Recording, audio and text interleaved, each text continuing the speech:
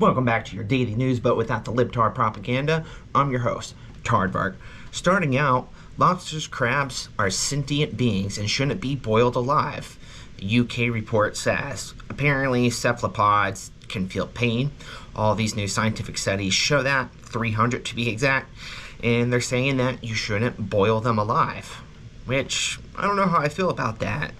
Maybe if it is a sentient being, we shouldn't make it suffer on purpose, but I still want to eat them because they taste good.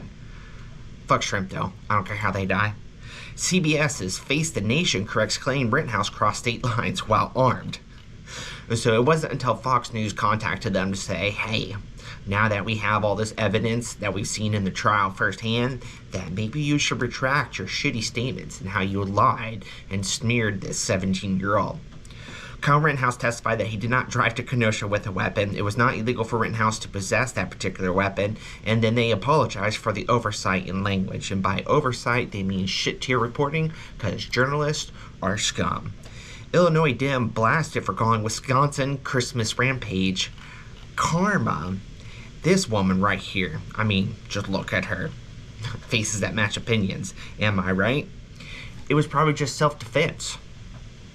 That was her response to seeing a bunch of kids and white people run over and killed. It was probably self-defense. Immediately jumping on the bandwagon to defend the black domestic terrorists because white people were killed and Democrats hate white people.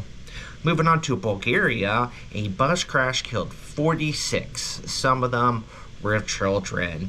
They were coming back from their North Macedonians who were in Turkey and headed back to North Macedonia, and the bus driver just lost control and only 7 people on the bus survived. That sucks big time. Paskey says Biden is still intending on running in 2024 despite having the worst poll numbers in history. At least modern history. As long as I've been alive, not even George Bush had polled this low at the height of the unpopularity of the Iraq War. I mean, I doubt he's going to make it that long. Maybe he will, but get him out of office.